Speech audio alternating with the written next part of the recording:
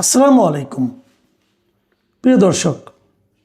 ইনকিলাব মঞ্চের আহ্বায়ক শরীফ ওসমান হাদি তিনি যে নিহত হন এবং হয়েছিলেন, এবং সেই নিহত হওয়ার সময় তার যে যাদের উপর পুলিশের সন্দেহ ছিল, সেই সন্দেহভাজন ব্যক্তিদের মধ্যে এক নম্বরে, মানে যাকে হত্যাকারী হিসেবে আমাদের পুলিশ সিসিটিভির ফুটেজ দেখে শনাক্ত করেছিল যে এই লোকটাই হত্যাকারী, সেই ফয়সালকে আপনারা জানেন যে সে এখান থেকে পালিয়ে ভারত চলে গিয়েছিল, এবং সেখানে এই মার্চ মাসের 8 তারিখে তাকে আটক করা হয়েছিল ভারত থেকে।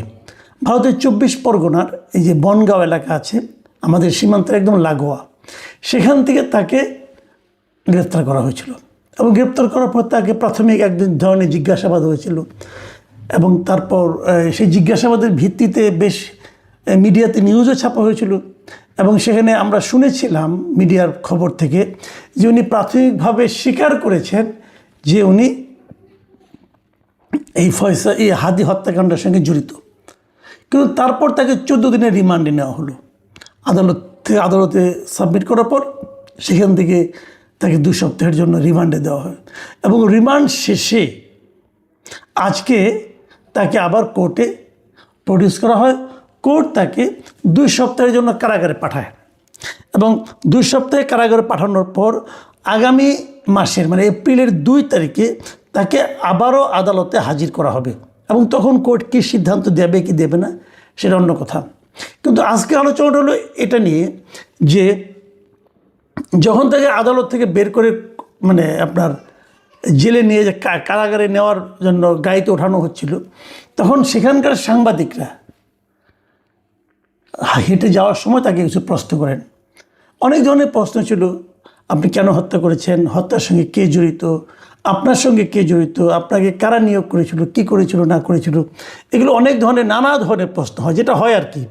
আপনারা দেখবেন যখন এভাবে কেউ একজন বেরিয়ে যেতে নেয়, সাংবাদিকরা তার পিছু নেয়, সাংবাদিকরা বুম হাতে নিয়ে নানা ধরনের এক একজন এক একটা প্রশ্ন করে, কিন্তু অনেকে বিরক্ত হন এই ধরনের প্রশ্ন দেখে। কিন্তু এর একটা কিন্তু সাইকোলজিক্যাল এফেক্ট আছে, এটা আপনারা মাথায় রাখবেন। সাইকোলজিক্যাল এফেক্ট কি, যখন নাকি নানা ধরনের প্রশ্ন উঠতে থাকে তখন যার উপর প্রশ্নটা করে সে এক পর্যায়ে তার ধৈর্য হারায় ফেলায়, এবং ধৈর্য হারিয়ে ফেলে সে এমন কিছু কথা বলে দেয় যেটা থেকে হয়তো পরবর্তী সময়ে যারা নাকি এই অনুসন্ধান করেন, এই সমস্ত ইনফরমেশন চান, তদন্ত করেন, তাদের কিছু ক্লু মিলে যায়। কারণ এমনিতে তারা যখন জিজ্ঞাসাবাদ করেন তখন তো একটা টাইপড একই ধরনের প্রশ্ন তারা করতে থাকেন, আর এই সাংবাদিকদের প্রশ্নের মধ্যে বহুমুখী প্রশ্ন থাকে, এবং যারা হেঁটে যায় তারা নির্লিপ্ত ভঙ্গিতে হেঁটে যায়, যেটা এই নির্লিপ্ত মনোভাবটা ধরে রাখা সবসময় সহজ হয় না, এবং অনেকে নানা ধরনের টুকটাক উত্তরও দিয়ে দেন। আমি এখানেও দেখলাম যে উনি কিন্তু কিছুটা অসহিষ্ণু হয়ে এক পর্যায়ে কিছু উত্তর দিলেন। প্রথম থেকে উনি খুব ঠান্ডা মাথায় বলছিলেন যে হত্যার সঙ্গে তিনি জড়িত নন। এই যে বললেন জড়িত নন, এই কথাটাই কিন্তু অবিশ্বাসযোগ্য। কারণ এই কারণে যে উনি কিন্তু শুরুতে বলেছিলেন, যখন ওদের কাছে ধরা পড়েছিলেন এই ইন্ডিয়ান মানে কলকাতা পুলিশের কাছে, মানে পশ্চিমবঙ্গ পুলিশের কাছে, তখন উনি কিন্তু প্রাথমিকভাবে বলেছিলেন যে উনি এই হত্যার সঙ্গে জড়িত আছেন, এবং সেটা আমরা নিউজও পেয়েছি যে এসটিএফ সূত্র তারা জানিয়েছিল যে জিজ্ঞাসাবাদে ফয়সাল ও আলমগীর ঢাকায় ওসমান হাদিকে হত্যার বিষয়টি স্বীকার করেছেন। এটা কিন্তু শুরুতে প্রথমবার যখন ধরা পড়ে 14 দিন আগে।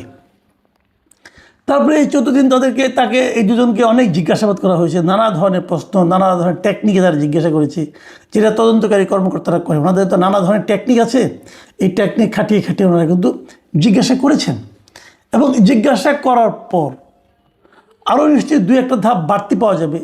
ওনারা প্রথমত স্বীকার করেছেন যে ওনারা এই হত্যাকাণ্ডের সঙ্গে জড়িত। এখন এরপর যত প্রশ্ন উত্তর চলতে থাকবে, যত জিজ্ঞাসাবাদ হতে থাকবে, এক পর্যায়ে কিন্তু তাদের আপনার যে শক্ত মনোভাবটা কিন্তু তারা কিন্তু একসময় কলাপস করে, এবং কলাপস করে কিন্তু অনেক সত্য কথা বলে দেয়। কিন্তু এখন আমরা দেখলাম যে 14 দিনের রিমান্ডের পর আদালত থেকে বেরোয় উনি তো কলাপস করলেনই না, পুরো উল্টো কথা বললেন। উল্টো কথাটা কি, যে উনি হত্যা সম্পর্কে কিছু জানেন না, এর সঙ্গে উনি জড়িত নন। ভাবুন, তার মানে কি? তার মানে শুরুতে যেটা ছিল যে উনি হত্যার সঙ্গে জড়িত, এখন উনি বলছেন যে উনি হত্যার সঙ্গে জড়িতই নন। তাহলে এই 15 দিনে কি তাহলে ওনাকে নানা ধরনের ট্রিটমেন্ট হয়েছে, কি হয়েছে না, হয়তো ওনার আত্মবিশ্বাস বেড়েছে যে অস্বীকার করে পার পাওয়া যাবে হয়তো বা, নাকি কি আমি জানি না, বলতে পারবো না। কিন্তু নানা ধরনের প্রশ্ন কিন্তু মানুষের মনে আসবে। এবং এখানে আমি দেখলাম যে বিক্ষিপ্তভাবে নানা ধরনের প্রশ্নের মুখে উনি দুটো কথা আমার খুব কানে লেগেছে। প্রথমত কথা হলো, একজন বলতেছিলেন, যখন উনি বললেন যে আমি হত্যার সঙ্গে জড়িত না, আমি জানি না কিছু, তখন একজন লোক বলেছিল সিসিটিভিতে তো আপনাকে দেখা গেছে। তখন দেখলাম এই ফয়সাল সাহেব তড়িৎ বেগে বললেন, হ্যাঁ আমাকে দেখা যেতে পারে, কিন্তু আমি গুলি করেছি এটা তো দেখা যায়নি। তার মানে সিসিটিভিতে যাকে দেখা গেছে ওটা ফয়সাল ছিল, এটা ফয়সাল সাহেব স্বীকার করছে। বাট উনি গুলি করেছে কি না এটা তো দেখা যায়নি, অতএব উনি নিজেকে নির্দোষ দাবি করছেন। তার মানে উনি ওই সময় ছিলেন, এটা তো স্বীকার করলেন উনি। তাহলে তারপরে কী হলো? তাহলে উনি ইন্ডিয়া পালালেন কেন? এই সমস্ত প্রশ্নগুলি কিন্তু আসবে, একটা প্রশ্ন একটা কিন্তু জড়িয়ে থাকবে। এরপর এক পর্যায়ে উনি যে কথাটা বললেন, যেটা নাকি এই আলোচনার মূল বিষয়, সেই জায়গায় উনি বললেন, আমরা শুনলাম, আমিও ওদেরকে শুনেছি আর কি ভিডিওতে। তিনি বললেন যে এর সঙ্গে জামাত শিবির জড়িত হতে পারে, তাদের দিকে খেয়াল করুন। এবং তারপরে উনি আরেকটা কথা বললেন যে ওসমান হাদি নিজেই নাকি জামাত শিবিরের সঙ্গে জড়িত ছিলেন। দেখুন, আমি কয়েকদিন আগে যখন তাকে প্রথম ধরা হয়, তখন আমি একটা কথা বলেছিলাম যে এটা নিয়ে এখন না রাজনীতি শুরু হয় আবার। কারণ ফয়সাল সাহেব, ওনাকে কি আপনারা মনে করেন উনি সত্যবাদী যুধিষ্ঠির? উনি যা বলবেন সেটাই কি আপনারা সত্য বলে ধরবেন? এখন উনি যদি একজনের নাম বলে দেয় যে অমুকে জড়িত, তখন আব্দুর রহিম নামে এক লোকের নাম বললো যে আব্দুর রহিম এর সঙ্গে জড়িত, আব্দুর রহিম এই জন্য আমাকে এত টাকা দিয়েছে বললো। এখন তাহলে কি যত আব্দুর রহিম আছে সবাই তো বিপদে পড়ে যাবেন, যে তাহলে তো আমাকে ধরবে। এখন ফয়সাল বললেই কি সেটা গ্রহণযোগ্য? ফয়সাল তো একবারে এক এক কথা বলছে। ফয়সালের কথার উপর আপনি কতটুকু নির্ভর করবেন? কিন্তু আমি নিশ্চিত এই যে উনি জামাত শিবিরের কথাটা উচ্চারণ করেছেন, এতেই কিন্তু এখন জামাত শিবিরের বিরুদ্ধে নানা ধরনের রাজনীতি শুরু হয়ে যাবে। বলা শুরু হবে জামাত এরকম করে, বলা শুরু হয়ে যাবে জামাত ইচ্ছাকৃতভাবে এই ইলেকশনে একটা এগিয়ে থাকার জন্য এই কাজটা করেছে। বলা হবে জামাত আগে থেকেই নির্বাচন পিছিয়ে যাক এটা চাচ্ছিল, এই ঘটনার মাধ্যমে নির্বাচনটাকে পেছানোর জন্য তারা চেষ্টা করেছে। এগুলো কিন্তু আলোচনা হতে থাকবে। এই আলোচনা হলে এই আলোচনাগুলি যে একেবারেই ভিত্তিহীন আমি কিন্তু সে দাবি করছি না। কারণ দাবি করছি না এই কারণে, দাবি করলে যেটা আমাকে প্রমাণ করতে হবে, তার তো কোনো প্রমাণ আমার কাছে নাই। আবার এইটার উপর ভিত্তি করে আপনি তদন্ত চালাবেন সেটাও আমি বলছি না। কারণ আপনি এইটার উপর ভিত্তি করে চালান, তাহলে ফয়সালকে আপনি সত্যবাদী হিসেবে বিবেচনা করছেন। ফয়সালকে সত্যবাদী লোক, খুব ভালো লোক, ভদ্রলোক। এখন দেখলাম তার খোঁচা খোঁচা দাঁড়িয়ে হয়ে গেছে, তো তাহলে কি প্রমাণ হলো সে ভদ্রলোক এবং সে খুব সত্যবাদী? এটাও তো নয়। কাজেই কতটুকু কি বলছে তার উপর নির্ভর করে আমি মনে করি এমন কোনো সিদ্ধান্ত নেওয়া যাবে না যেটা নিয়ে আবার নতুন অন্য ধরনের রাজনীতি হতে পারে। এবং আমি মনে করি এই সময় সরকারের কী কাজ, সরকারের কী দায়িত্ব, যত দ্রুত সম্ভব ফয়সালকে এদেশে ফেরত আনার চেষ্টা করা। আমাদের স্বরাষ্ট্র মন্ত্রণালয় কি সে ধরনের কোনো চেষ্টা করেছেন? আমার মনে হয় করা উচিত। কারণ দেখুন, ফয়সাল যে কাজটা করেছে সেটা ঘটনা ঘটেছে বাংলাদেশে, এর বিচার কিন্তু ভারতে হবে না। ভারতের কিন্তু এই বিচারের কোনো এখতিয়ার নাই। ভারত তাকে বিচার করবে ওই দেশে অবৈধ অনুপ্রবেশকারী হিসাবে। সে ভারতের সঙ্গে যে অন্যায়টা করেছে সেটা হলো ভারতে উনি অবৈধভাবে ঢুকেছে, এই অপরাধে তার বিচার হতে পারে, কিন্তু হত্যার বিচারটা কিন্তু আসলে হবে বাংলাদেশে। ভারত যেটা করতে পারে, তারা যে 14 দিনের জন্য তাকে রিমান্ডে নিল, নিয়ে কিছু জিজ্ঞাসাবাদ করলো, ভারত যেটা করতে পারে এই জিজ্ঞাসাবাদগুলি হলো গিয়ে বাংলাদেশে যে বিচারটা হবে সেই বিচারের সাহায্যকারী বিভিন্ন তথ্য, এই তথ্যগুলো তারা বাংলাদেশকে দিয়ে দিবে। বাংলাদেশ এই তথ্যের উপর নির্ভর করে হয়তো বিচারটা করবে। কাজে যত দ্রুত সম্ভব আমি মনে করি বাংলাদেশের উচিত হবে ভারতের সঙ্গে কূটনৈতিক পর্যায়ে ফয়সালকে ফেরত আনার জন্য দুতিয়ালি শুরু করা। আমাদের একজন খুবই ক্যারিসমেটিক পররাষ্ট্রমন্ত্রী আছেন বলা হয় আর কি, ওনার ক্যারিসমা এখন আমি দেখি নাই, উনি কেন ক্যারিসমেটিক ওনাকে বলা হয় সেটাও আমি জানি না। তো উনি এখানে ক্যারিসমা দেখান না কেন? আমি তো আশা করব খলিল সাহেব এখনই মাঠে নামবেন এবং কীভাবে ওনাকে দেশে ফেরত আনা যায় তার জন্য প্রয়োজনীয় কূটনৈতিক কর্মকাণ্ডগুলো শুরু করবেন যত দ্রুত সম্ভব। এখন বলবেন যে একজনের জন্য আমার এটা কেন করতে হবে, তার চেয়ে তো গুরুত্বপূর্ণ শেখ হাসিনা আছে। হ্যাঁ আছে, কিন্তু ইম্পসিবল কাজের দিকে সময় নষ্ট না করে যেটা পসিবল কাজ, যেটা সম্ভব সেটাই আগে করুন, ওটা পরে দেখা যাবে, ওটা করা যাবে। কিন্তু এটা তো ইমিডিয়েট দরকার এখানে যে হাদির মতো একটা ছেলের মৃত্যুকে কেন্দ্র করে এদেশে কিন্তু হইচই রাজনীতি কম হয়নি, অনেক কিছু রাজনীতি হয়ে গেছে। কাজে সেই রাজনীতিটাকে থামানোর জন্য হলে এটা করা দরকার। দেখুন, নানা ধরনের কথা কিন্তু প্রচারিত আছে।